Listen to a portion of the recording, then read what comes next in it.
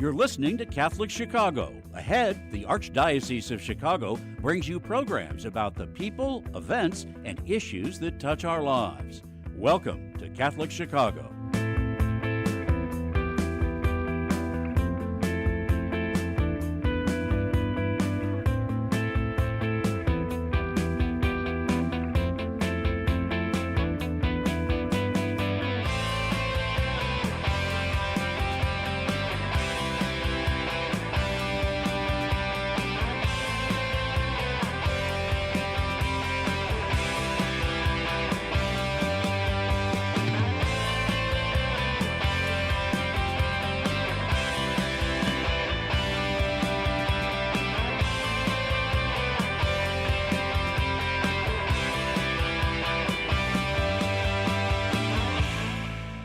Good morning. Welcome to Catholic Chicago on WNDZ 750 AM, 312-255-8408, 312-255-8408. Also get us on youtube.com/Catholic Chicago, youtube.com/Catholic Chicago. Father Greg Sakowitz, the rector of Holy Cathedral, and co-host Mark Teresi, who is working with Director of Special Projects for with you. MIU, and Remember? also Legacy and Legacy.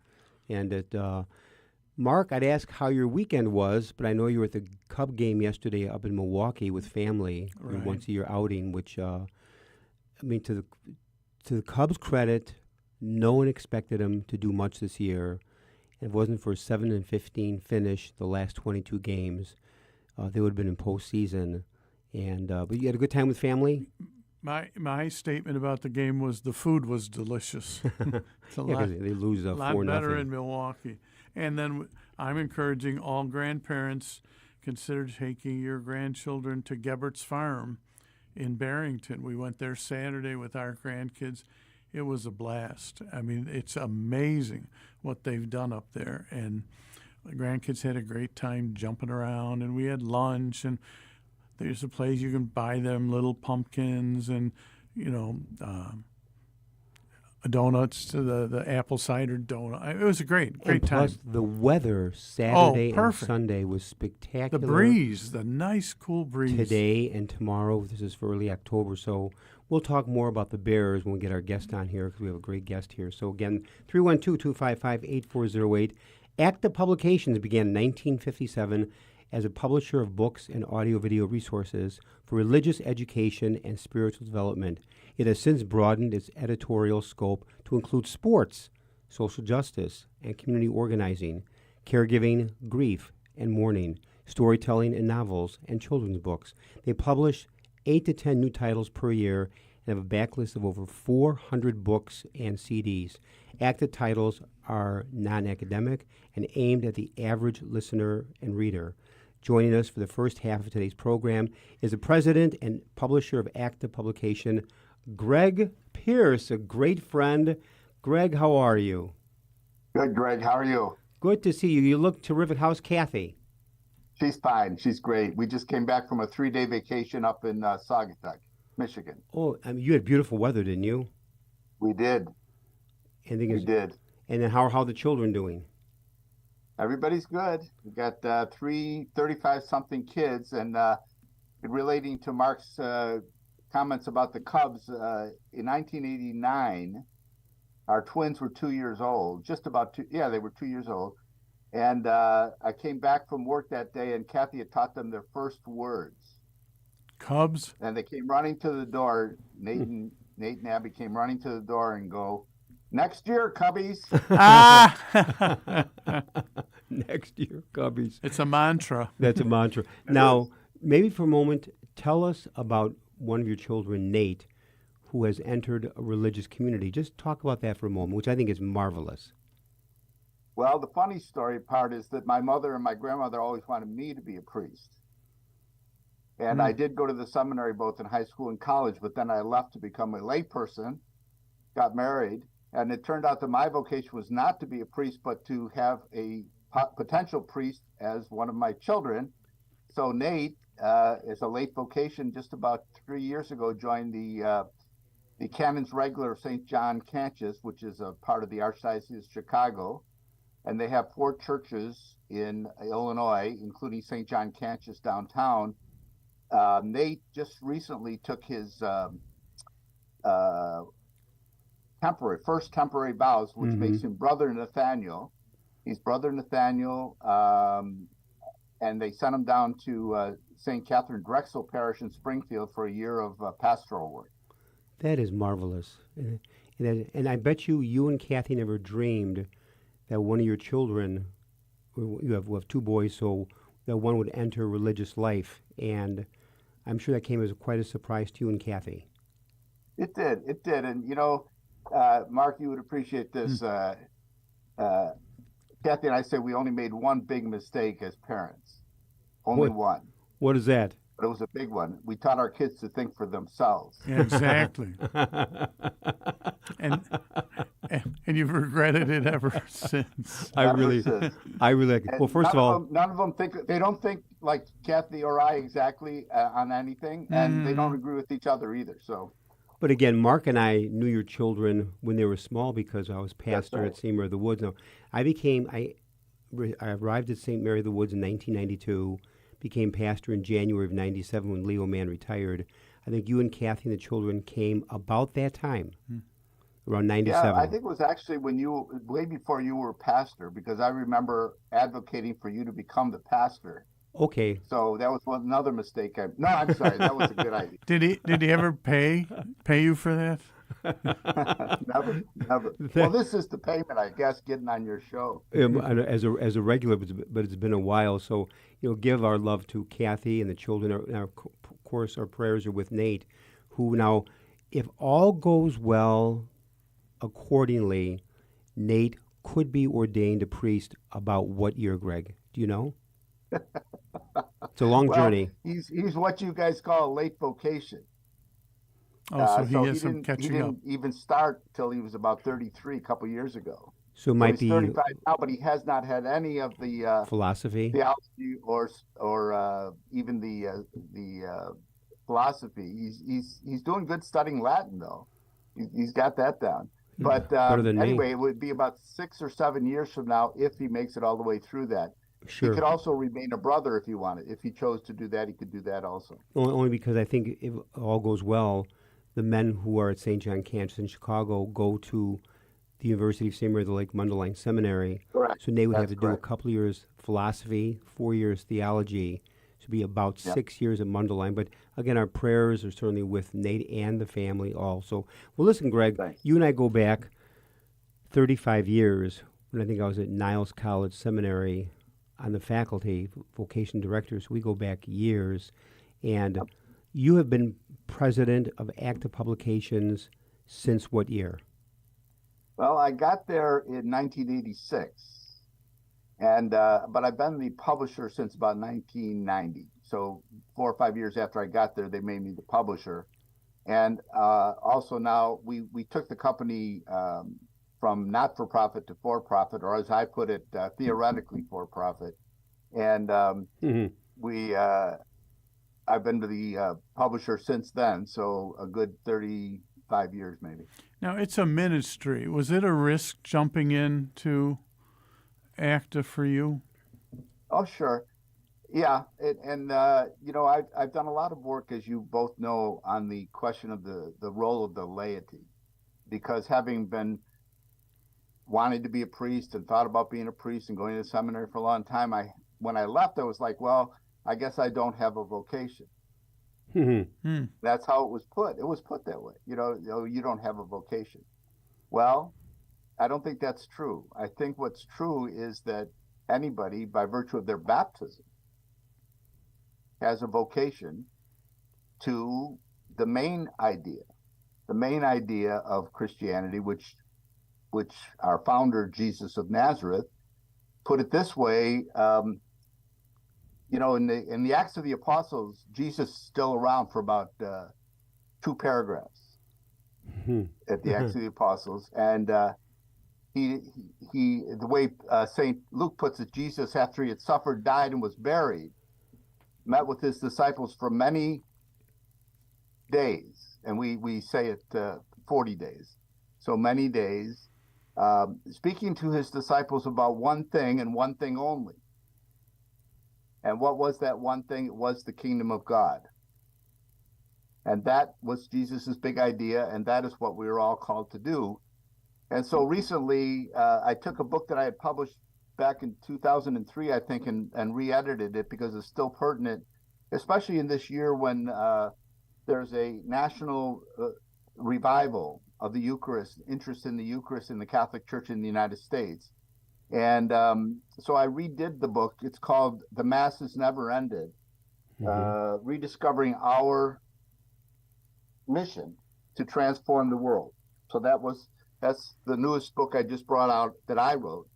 And I think that's what I'd like to talk to you about today, if it's okay. Sure. Before you do that, Greg, the very fact that we go back many years and we've shared many stories and you're a great storyteller, but I'll never forget, you have to share the story as a publisher when you were very, very active. You went to a conference and share with our listeners that one story from that keynote speaker who said that every book should have, I think it was like one or two mistakes. Now, you tell the story better than I do, so take it from there. Tell it again. Well, again, when I took the job in 1986, I really had no experience in publishing at all. But they hired me. It was Monsignor John Egan, who was the president of the board of ACTA at the time, and he saw my resume coming across, said, hire that guy. So that's how I got the job. And then I had to learn what it meant to be a publisher and an editor. And one of the first meetings I went to, it was like a little training session on how to do proofreading. So I'm there. I'm at that point, I've got a couple kids maybe, but I'm myself, I'm only about 40 years old. And so the guy, he was very good. I actually became friends with him. But he said, every book you publish should have 2 typos. And I thought that was odd. And I raised my hand, as I normally would do. And I said, why only 2? Why 2? And he said, because 3 is too many and 1 is too few. And I said, I don't understand. He said, well, the idea of proofreading is to not distract the reader. You know, that if you have too many typos, like our mutual friend, Father Bill Burke, he's one of my authors, but he's also, I think he's OCD about proofreading. I mean, every book he reads, he tells me all the typos that are in it, not mine, but other people's. And so it's a good thing. It's a good thing to do proofreading. It's an important part of publishing. But the guy who was teaching this course said, but it takes too long to get those last 2 out. It's too much work. And so you should leave it in. And he used an example from the Navajo Indians, who are great, they make rugs and other kinds of things. So they're great weavers. They always weave 2 mistakes into each thing that they do. And they leave them there because they say they are not God. And only God is perfect. So they are showing that they are not God and that this is human made. And also made the point that the 2 errors or mistakes or typos is okay because that extra time would take to find those 2 by reading and rereading. You're taking time away from family, from prayer, yes, exactly. from relaxation. So put the whole life in perspective. On that great note, Mark, take us to break. Sure. WNDZ 750 AM, Catholic Chicago. 312-255-840. You go to youtube.com/Catholic Chicago. When we come back, I had a sign on my door from Vatican II that said the role of the laity is to consecrate the world to Christ. So maybe when we come back, Greg, let's talk about that phrase with your look at lay ministry. We'll be back in a minute. Please stay tuned.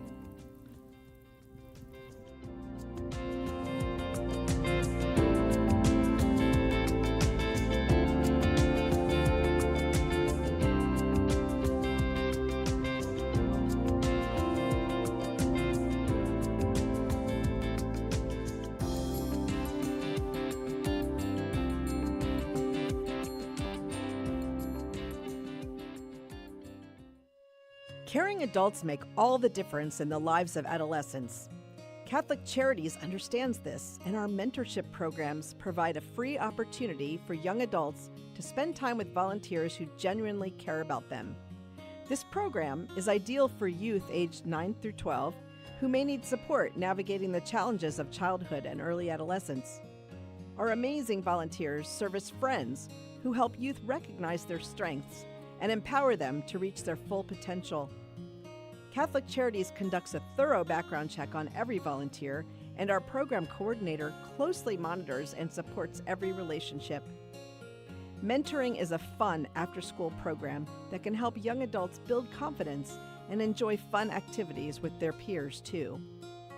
To learn more, visit CatholicCharities.net or call 312-655-7970 in Cook County and 847-782-4224 in Lake County. We're connecting youth with great role models. Join us today.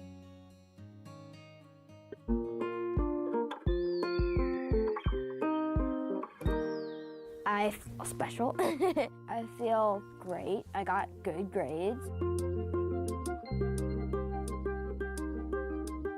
We've seen a huge surge in our kids now meeting or exceeding grade level. Come check us out. You may have never thought we were an option before. Our school communities provide students with academic excellence and character education in a supportive and stable learning environment. Come see for yourself. Visit archchicago.org/findaschool. Community is core to Catholic Charities' founding mission. For more than 100 years, we have met people and families where they are, serving anyone in need, regardless of their faith, gender, race, or ethnicity. As our world absorbs the economic, political, and social aftershocks of the pandemic, 50% or more of the 6 million people living in Cook and Lake counties have little or no savings. They are a paycheck away from zero. We are deeply grateful to everyone in the Catholic Charities community who partners with us to alleviate the suffering of the people we serve and offer them a better path forward. We are witnessing a message of mercy and hope to a world very much in need. Learn more at CatholicCharities.net.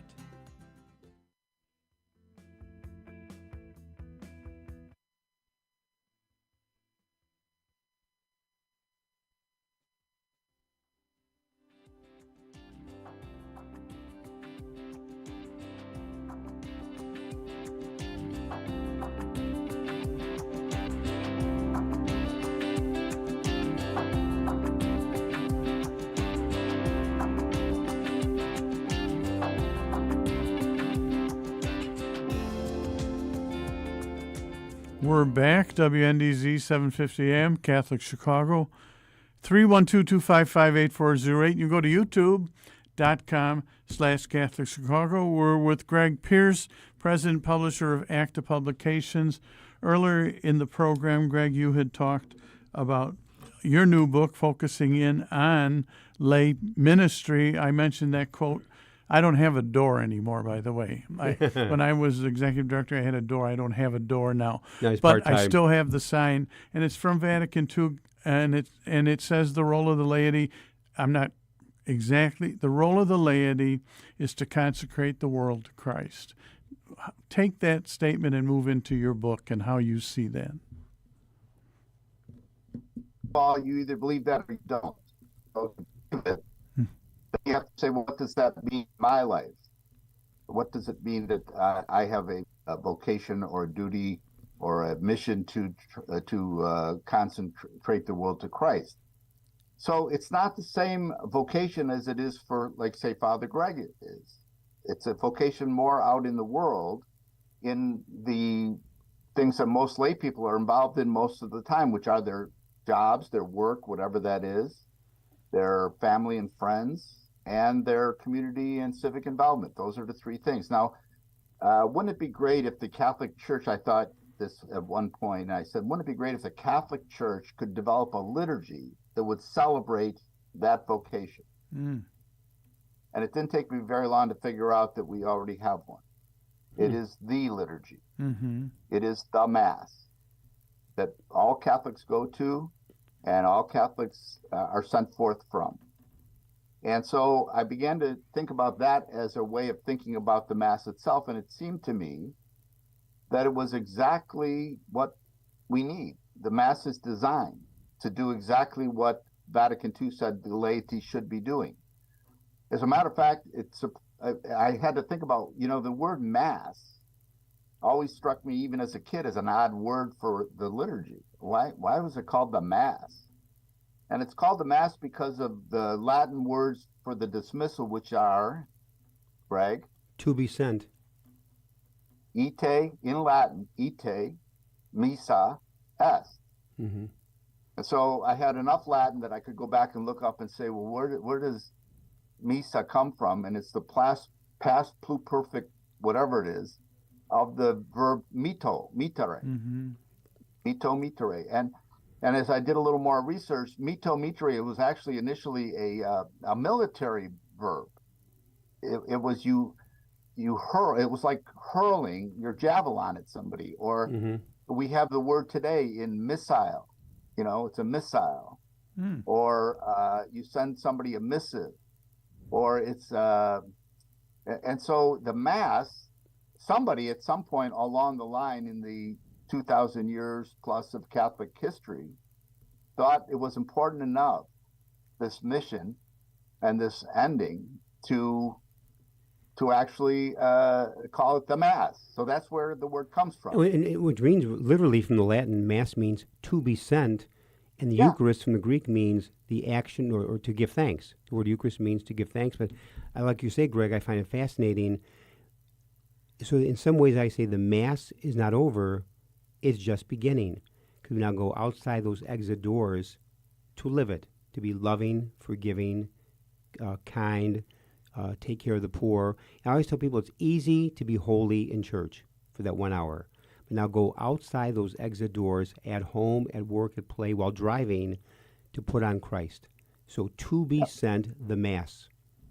Yep. And what do we say when they say that? When the deacon or the priest says that at the end, we say, thanks be to God. Thanks be to God.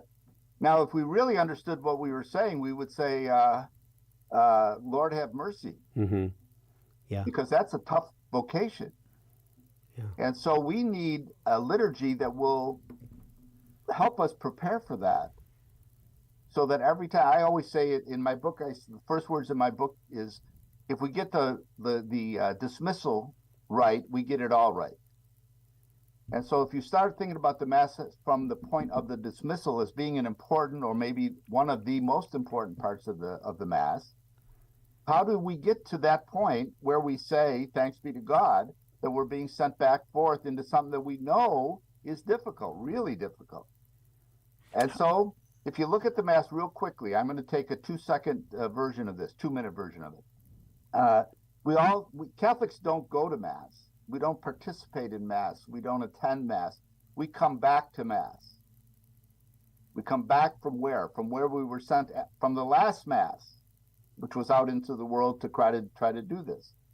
And what's the very first thing we do at Mass? Well, we sing a song, and then we come in. But the very first thing we say, we didn't do so good.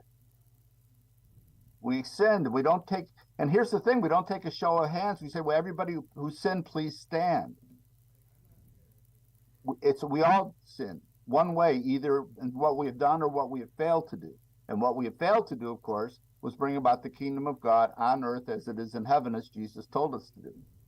So now we forgive ourselves. We are forgiven. And why don't we just then go right back out and do it again? Well, we didn't do so hot, so we better get ready. And so we have this whole liturgy that prepares us to be sent forth. In about 45 minutes, we're going to be sent forth to do this mission impossible. And what do we need? Well, maybe there's a book that we could read that would have something to tell us about what we should be doing out there. Oh, we do. It's called the Bible. So the Catholic Church tries to read at least the entire New Testament every 3 years, called the cycle, ABC, and we try to cover all the main parts of the scriptures, and then we also refer to the Old Testament and to the epistles and all this other stuff. So we have 2 or 3 readings, and then we hire somebody like you, Greg, to spend some time thinking about what that has to do with the dismissal that we're about to be sent forth on. Mm-hmm. And then you give that little homily and include a bad joke with it. And then we're ready to go. Oh, no, we're not. What should we be doing? You mentioned the word Thanksgiving. We should be giving thanks for what? For this mission that we're being sent forth, that we have been given. And all we've been given. So we have the Eucharist. And we do something pretty remarkable. We bring Jesus right there among us by the words that he taught us for the priest to say, this is my body, this is my blood. Okay, we're getting serious now. We're almost ready to go. What should we do with the body and blood of Christ? Whew. Eat it. Drink it. What? We're going to eat it or drink it? Why? Because you are what you eat or drink. And we are going to go out not as Greg Pierce and Mark and Greg Sakowitz. We're going to go out as Jesus, as Christ, as the Christ. You know, what's her name? St. Teresa of Avila has this great prayer. Christ has no feet but ours, Mm-hmm. no hands but ours, no eyes but ours. So we are going to go out and be Christ's eyes, ears, nose, everything out in the world. Okay, we're almost ready to go now. What do we have left to do? We should say a prayer. Okay, what one will we say? Let's say the Our Father, because that's the only one Jesus taught us. And he says, thy kingdom come, thy will be done on earth as it is in heaven. Okay, let's go. Well, we turn around and we give each other the sign of peace. How come? Because we're leaving. And we should be saying to each other, go out and do your best, and I'll meet you here next week or next time. Mm-hmm. And then we say a couple more things, and the priest says a prayer, and then the deacon or the priest gets up and says, and they've changed the words on these. There's a lot more options now about what you can say for the dismissal. Correct. Pope Benedict did that, actually. And there's these various ways of saying, go. What are you standing here? Go. You are sent forth like a missile out into the world. And we say, thanks be to God. Thanks be to God. And here, a second time, we don't ask for volunteers. We don't say, everybody who would like to be sent forth, please stand. Everybody who would like to go transform the world into more like the kingdom of God, please stand. It's everybody, including the priest, including the deacon, including the altar boys and everybody, the sisters, the nuns, the priests, the brothers, and all the lay people. We are all sent forth like out of a cannon. And what do? We go out and we don't do that well. So we come back and we ask for forgiveness. Great summary. One quick story, and that is an elderly woman is leaving the last Mass on a Sunday. She's walking down the steps of the front of the church. A young man is frantically running into the church, bumps into her and says, excuse me, is Mass over? And the elderly woman says, no, it's just beginning, which is an excellent way of summarizing what you said. Greg, we've run out of time, believe it or not. We could have gone at least 3 hours. But now, if anybody would like to purchase your book or any of over the 400 publications of ACTA Publications, tell us how they go about doing it. Okay, 2 quick ways. Some of you know how to do the internet. And you go www.acta, ACTA Publications, plural.com, and you buy the books there. Or you call this number, 800-397-2282. Give both once again. 800-397-2282. And know who answers that phone? You. Yep.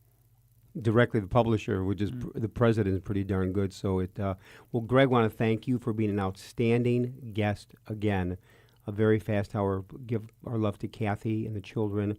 Our prayers to the whole family. And we didn't even talk about the Bears. We want to keep the program very upbeat. But with the Bears, as always, next century. Can I add one thing? Greg, you should record what you just shared with us about the Mass. Yeah. I think it would open up a lot of eyes and ears and hearts. It was a great, fantastic 2-minute summary. So, Greg, thank you again. God bless you. And you are listening to Catholic Chicago on WNDZ 750 AM. 312-255-8408. Also get us on youtube.com/CatholicChicago. Father Greg Sakowicz, Mark Teresi.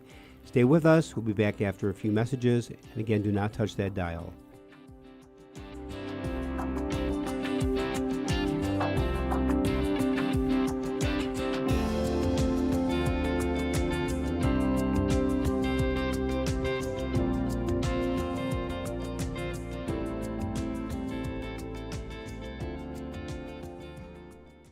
At Catholic Charities, we want to remind you that we are here for anyone who is a victim of domestic violence or anyone who has a concern about someone they think may be a victim.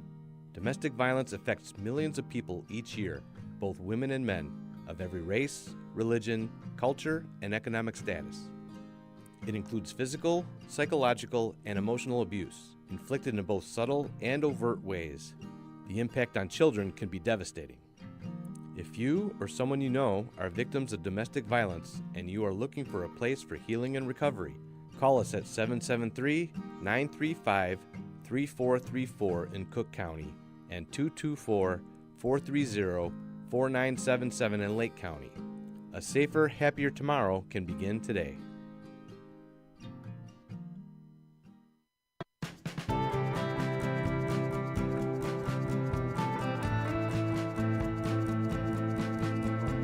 People always say, how can you spend your day with 3-year-olds? Seeing the changes that they go through and just the journey and how they grow, this is a very rewarding job.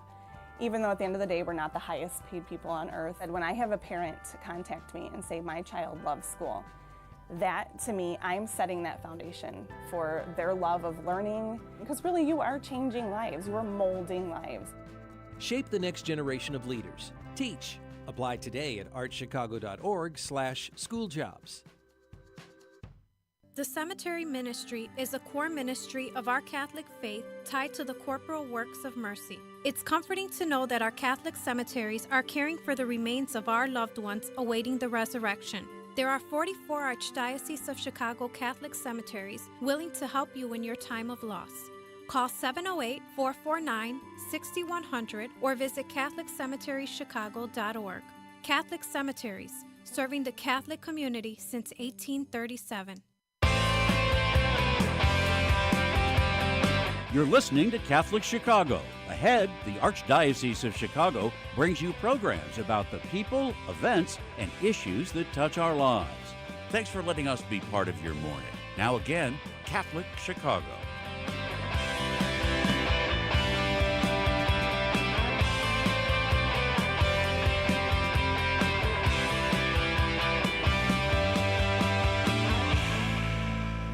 Welcome back to Catholic Chicago on WNDZ 750 AM, 312-255-8408.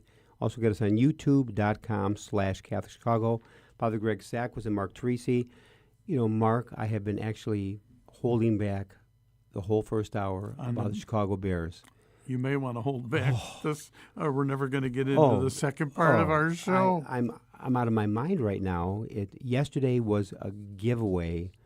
They had the game 28-7, 30 seconds to go in the third quarter, touchdown, 28-14, and 17 unanswered points in the fourth. It was a game to be had. You know, they have not won a game since October 24th, 2022, in almost 1 year of victory. This is their anniversary. It's coming up on 1 full year. If you would have told me they've got the 14-game losing streak, no end in sight. They play Washington Thursday, the Commanders, the old Redskins, but the Commanders in Washington. The schedule doesn't get easier after that. And so how do you summarize where they are right now? Is it management?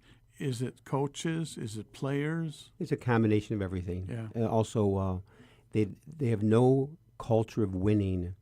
And it was interesting that supposedly when it was 28-14 and the Denver was in the huddle, Russell Wilson said to his team in the offensive huddle, when it was 28-14, they got the ball back, he said he can look in the Bears' defensive eyes and say, they feel we may win. And it boosted the offense or the confidence of the Denver Broncos. They marched down the field, scored again, and it's too much.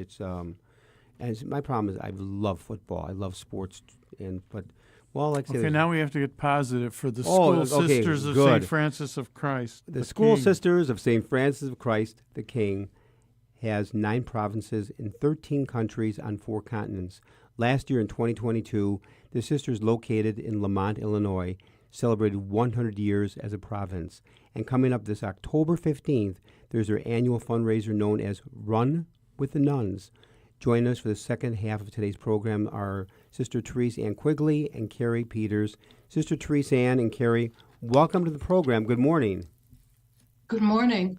Good morning. Thank you for having us. Are you both Chicago Bear fans Father too? Greg, can I ask a little bit of correction? I'm not a Quigley like everyone else in Chicago. My last name is Quigney with an N. Oh, Q-U-I-G-N-E-N? N-E-Y. N-E-Y. Uh-huh. Yeah, so not Quigley. Thank you you. said Quigley. No, I'm unfortunately. Quigley. I My gosh! I can't claim any association with. Isn't it funny? Some of the wonderful Quigleys so of many Chicago. years, I've seen the name Quigley. And just when I see that Quig, I just think of Quig. I said Quigney. It would be like. I'm really sorry about that, sister. It would be like sack of No knits. problem. Sack of knits instead of sack of wits. Exactly. So you just look at it. So well, welcome to the program, and sister, you've been part of the community for how many years? I just celebrated my 50th anniversary this year. Oh, congratulations! God bless you. God bless you. Thank 50 you. years. So then you entered. Is that would be out of At high age school? 2, right? At Yes, age 2. exactly. Exactly. At the age of 2.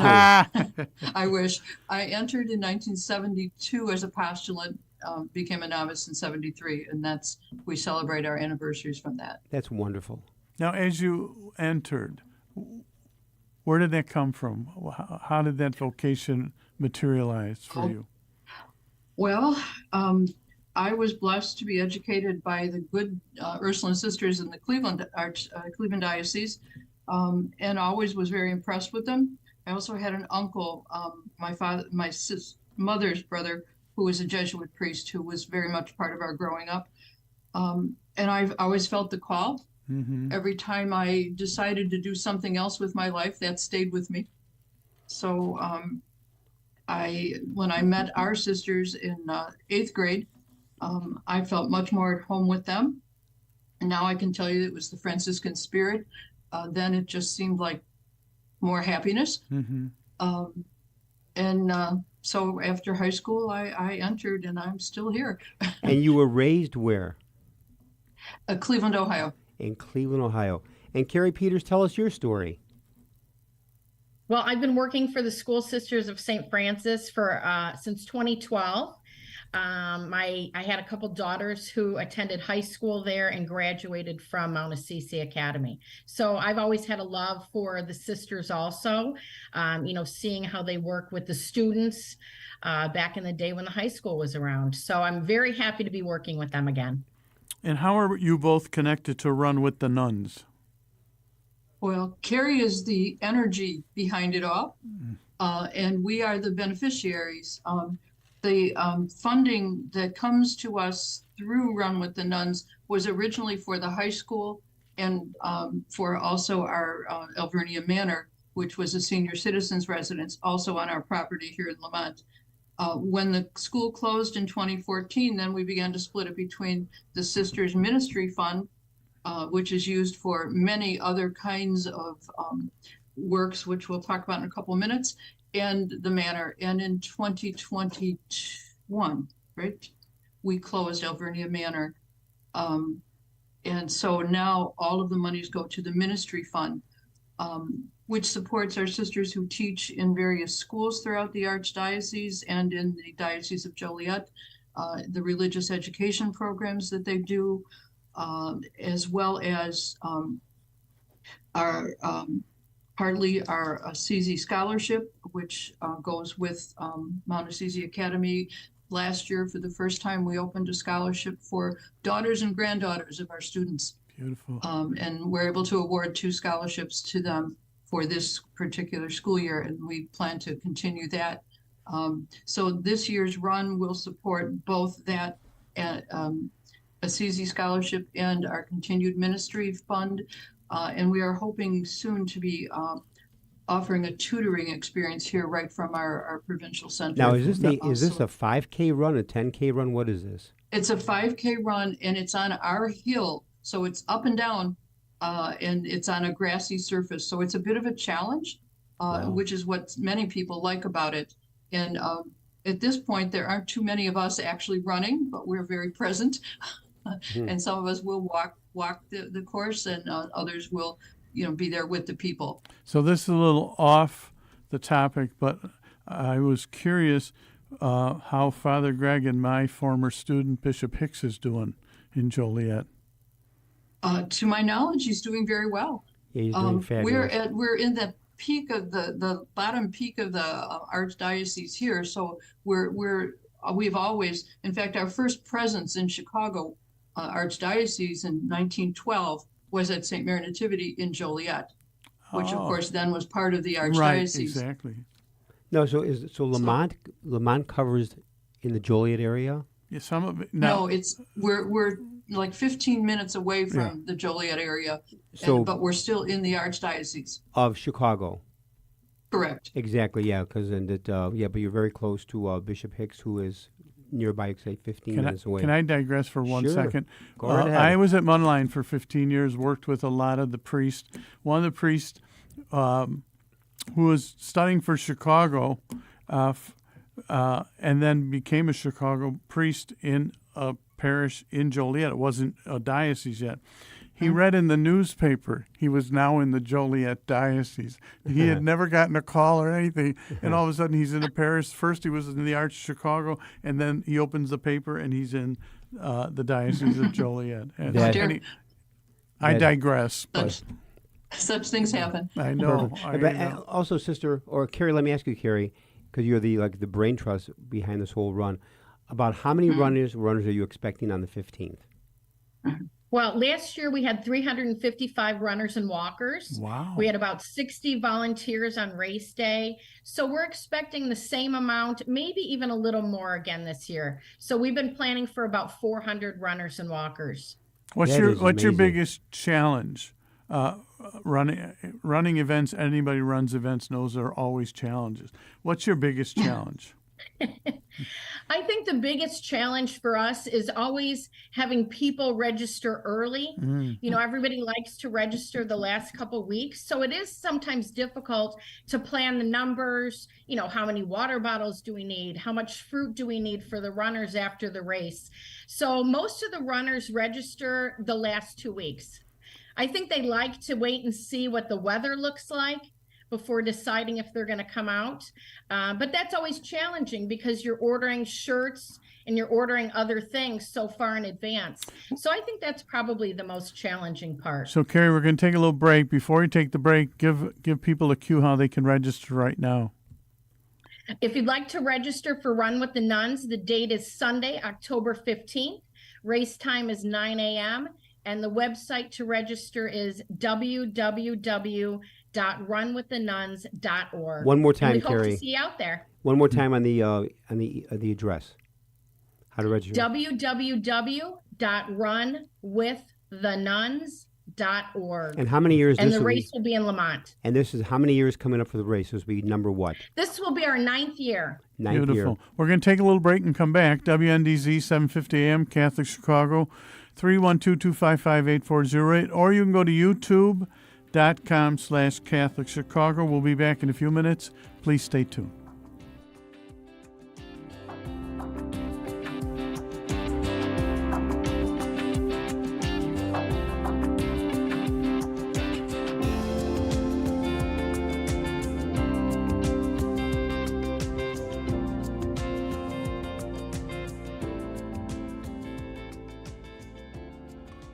Did you know that Catholic Charities accepts car donations? If you're ready to free up space in your garage and put a stop to all those expenses that go along with owning a car, we will gratefully accept your donation, whether the car is running or not.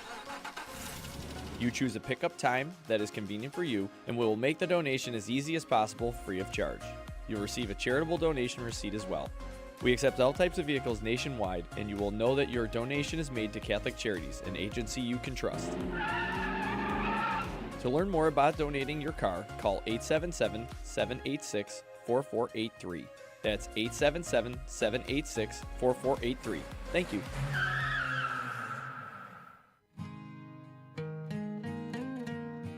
I am a seminarian. The church needs compassionate and well-trained priests to help guide each of us through life. What inspires me, what draws me always to the priesthood is continue to see priests be a beacon of hope for other people. You can play a part in the education of these young men as they prepare for a life of service to others. I want to be that beacon of hope too, and it sets my heart on fire. To support our seminarians, make your gift at archchicago.org/seminarian fund or call 312-534-7959. We are hiring. Catholic Charities of the Archdiocese of Chicago is looking for mission-driven individuals who want to help make a positive difference in the lives of people in need throughout Cook and Lake counties. Be part of a diverse, talented team of professionals in the largest human services organization in the Midwest. We are dedicated to helping people chart a more stable, happier future for themselves, and we accompany anyone in need, regardless of faith, gender, race, or ethnicity. Competitive salaries and generous benefits add to the satisfaction you'll have every day knowing that you're helping us amplify our impact in Chicago. To see our list of employment opportunities, visit CatholicCharities.net.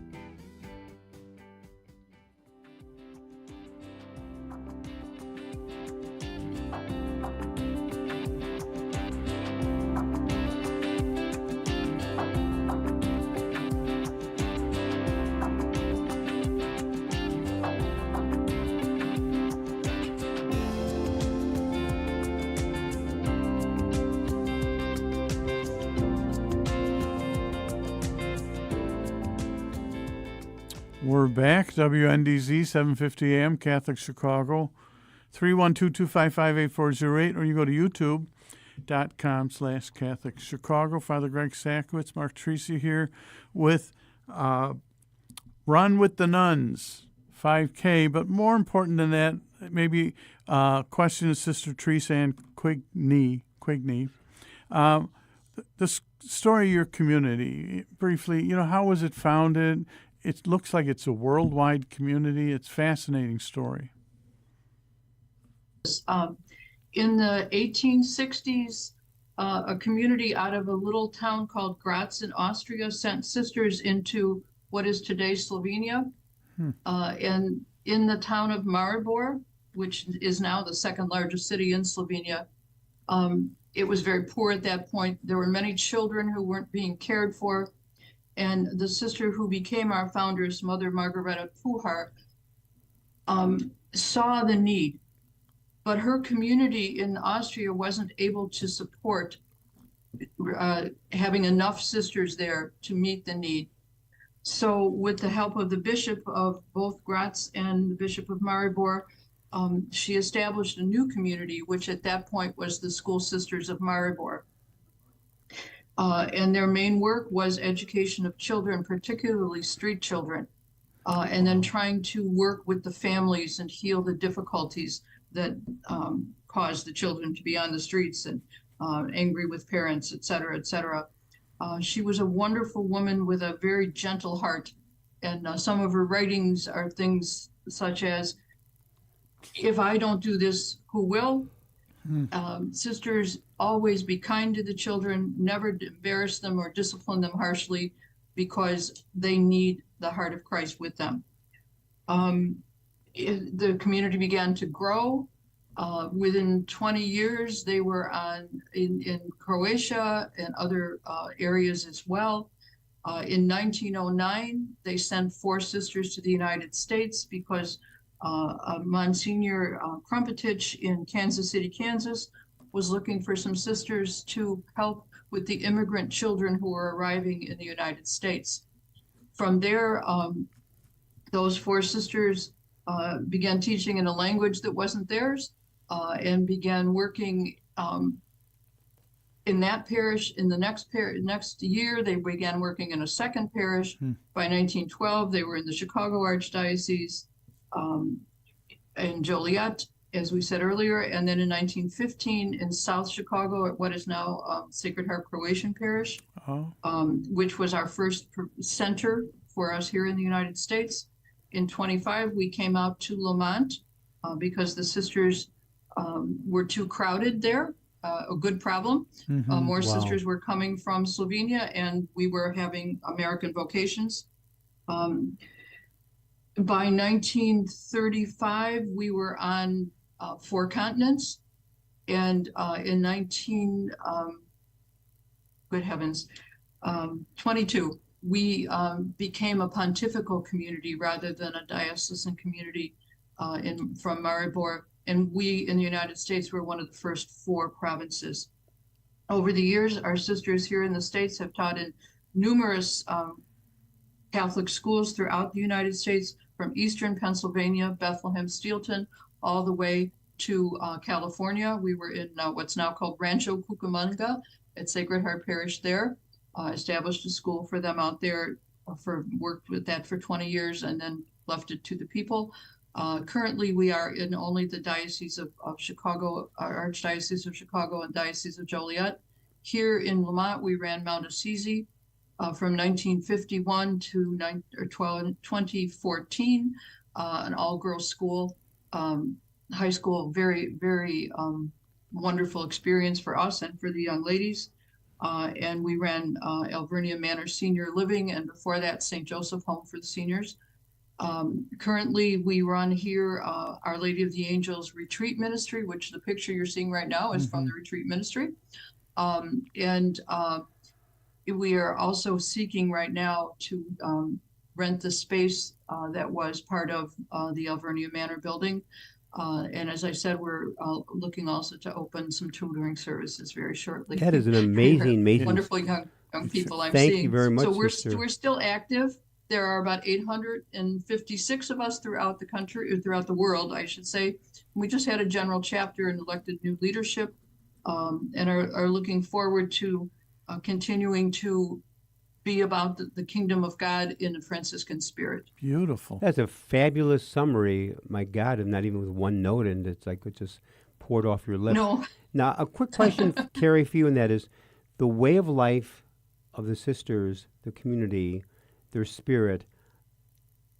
How has that affected and touched your life in the years you have worked there?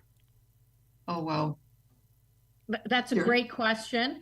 Again, I've been there for about a decade now, and the spirit of the sisters is one of generosity, one of love. You can see how they give of themselves, whether it's to the high school students or to the elderly or, to the retreat ministry. You can see by their example, their love of the faith and their love of God. And they really do embody such a beautiful spirit. And one other question, as a mother with your daughters having gone to the school, what was their impact? What was the school's impact on them? I think it had a wonderful impact on my daughters. I had 2 daughters graduate from Mount Assisi.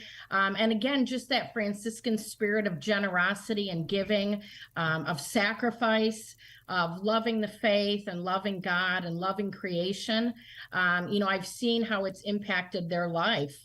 They all went on to Catholic colleges, which I think is a great testament to the fact that they had such a great Catholic high school experience. They wanted to have the faith continue in their education through the rest of their life. So I think it had a wonderful impact. Now, Carrie, you say you have daughters in college? I actually have 3 daughters who are married and out of college.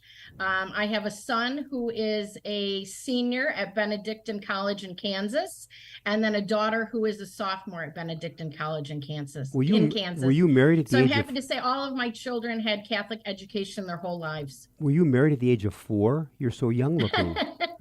You gotta be I kidding hide my me. gray very well. You are. It's amazing. I didn't realize you have children who are married. I thought, hey, you were married at the age of 4 or 5 years old. Marking question. Yeah.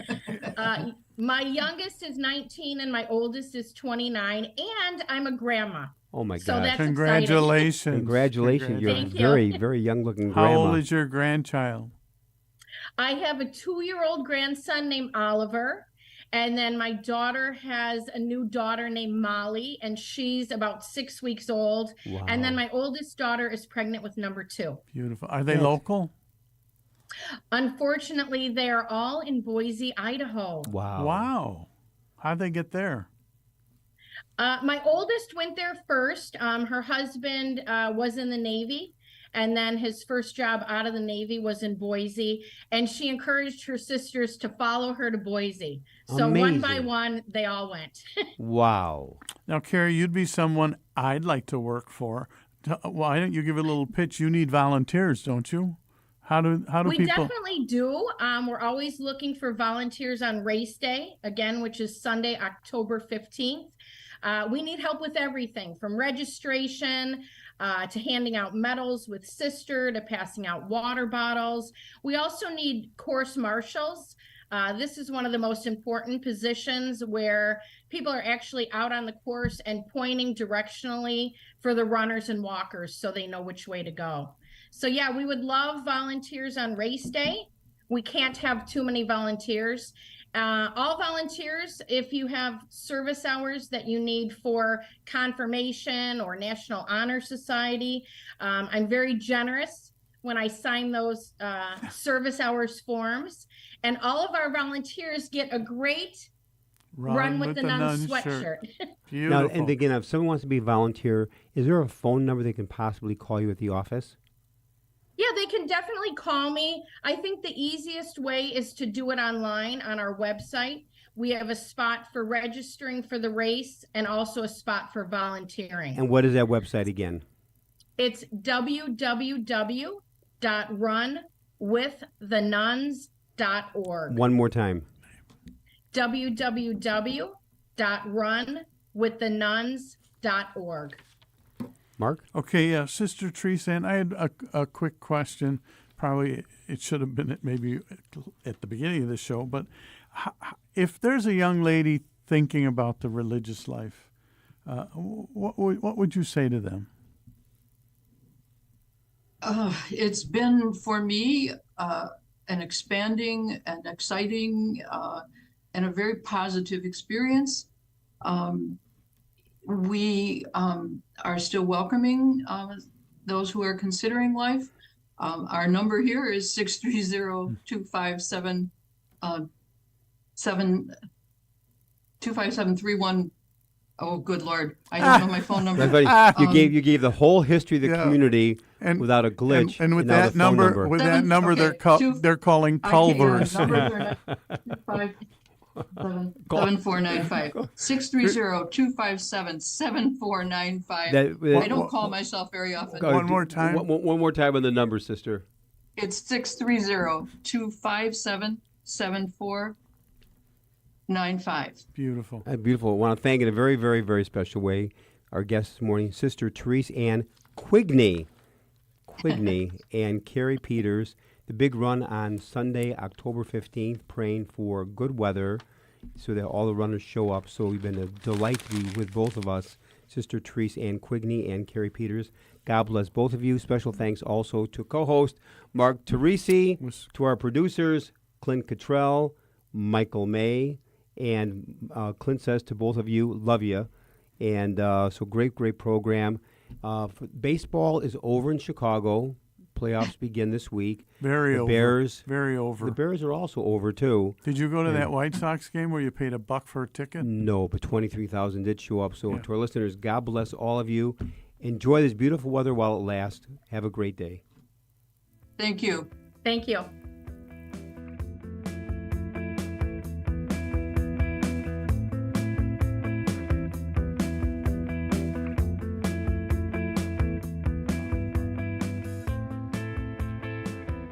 Join us every Monday through Friday at this time for Catholic Chicago. You can stream our programs live or listen to past programs by visiting our website, archchicago.org, and clicking on Radio TV. And please connect with Catholic Chicago on social media.